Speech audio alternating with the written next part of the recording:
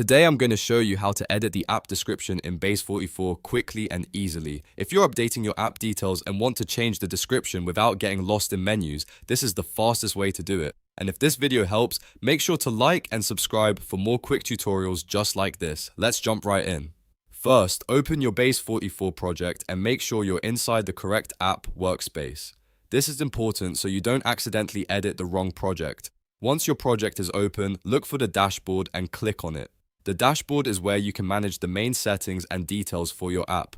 After that, find the description area for your app. Next to the description, you should see an edit button. Click that edit button to open the description field. Now you can make your changes. Update the text however you want so it matches your app more accurately, whether you're refining the wording, correcting information, or adding a better summary. Once you're happy with the new description, click Save to apply the changes. That's it.